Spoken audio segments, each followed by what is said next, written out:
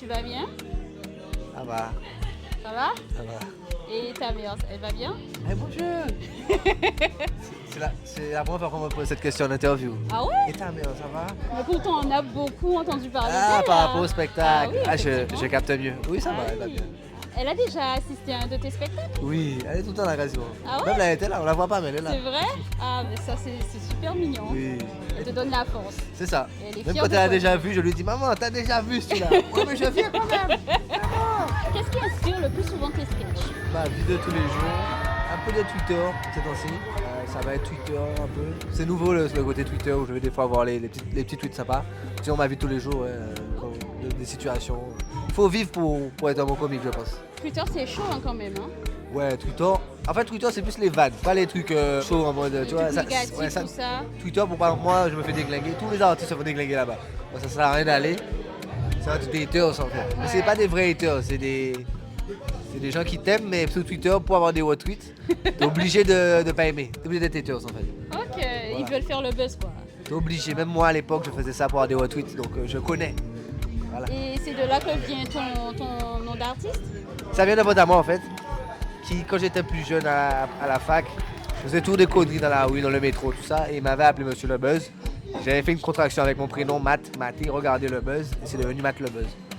Compliqué mais facile en même temps. Bien vu hein. Voilà. Tu vas au carnaval de Montpellier Alors, je vais en 2 temps. Ce soir, mercredi, je vais au concert de Chris Brown, donc je repars demain matin. Et je reviens samedi pour le vider la soirée du samedi. Ok. T'as vu comment je suis au champ? Ah ouais. Je veux tout faire moi. C'est chaud, ouais.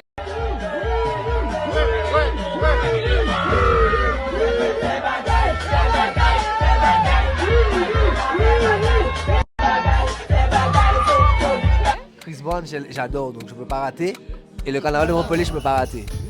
Donc il fallait faire un choix. Comme j'ai déjà raté l'an dernier, je peux pas rater 2 ans. Et pourquoi tu veux pas rater cette année? Parce que j'ai raté l'an dernier. Ah. On peut pas rater 2 ans de suite. Mais tu y vas pourquoi? Dans quel but? Hein? Hein? Hein? Hein? Ah, la culture. La culture. Ouais, Il y a une belle culture. la culture. Ouais. Important la culture.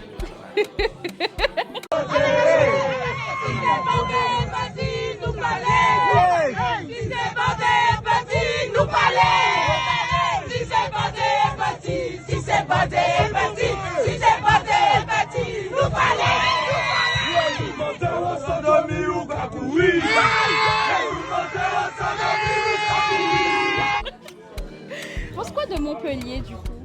Et comme je disais, c'est la ville par excellence. Moi j'ai découvert Nice récemment, je trouve que c'est encore mieux. Mais Montpellier, en fait, quand tu habites dans le nord, Paris, même un peu plus bas à Lyon, mais Paris, Lille et compagnie, même en Belgique, aller te foutre les fesses au soleil pour le carnaval, c'est incroyable.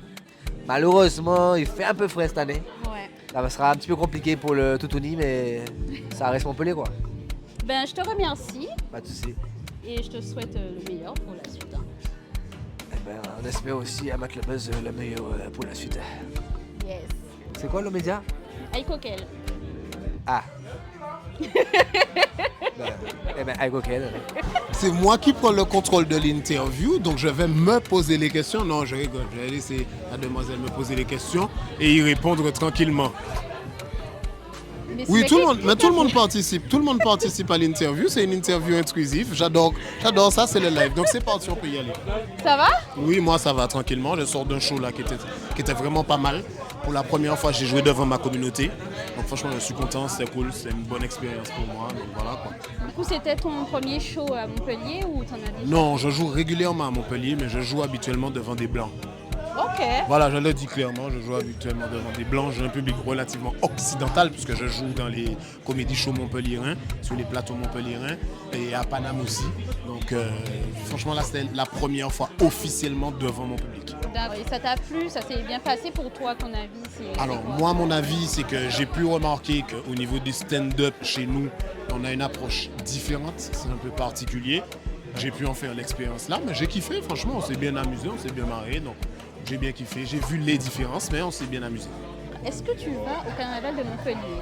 Alors oui, moi je vais au carnaval de Montpellier. D'ailleurs, je suis célibataire depuis très peu, juste à cause du carnaval de Montpellier.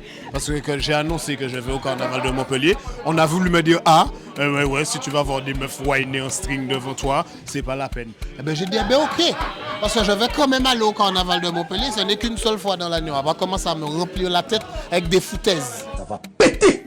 Voilà. J'allais te demander pourquoi tu y vas, mais je crois que j'ai eu ma réponse là. Ben, je vais pour décompresser avant tout. Parce que les gens ont toujours l'impression que quand on parle de fête, quand on parle de carnaval, surtout nous les hommes, on va chercher je ne sais quoi de sale, entre guillemets, comme on aime dire. Bon, on est spectateurs avant tout. Nous ne sommes pas consommateurs de carnaval.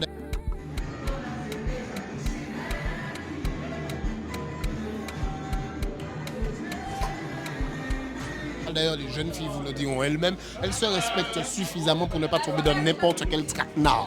Donc, tout se passe très bien. Donc, les copains et copines jaloux et jalouses là, calmez-vous s'il vous plaît.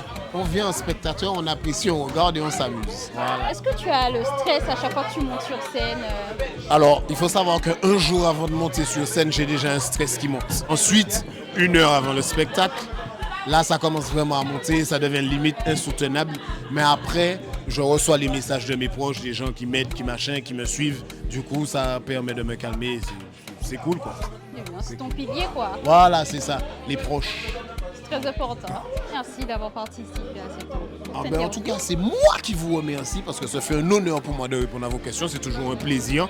Le 6 mai, au théâtre Stéphane Gildas, je fais mon one-man show. Je l'annonce là, c'était une surprise. C'est la première fois que je monte sur scène tout seul.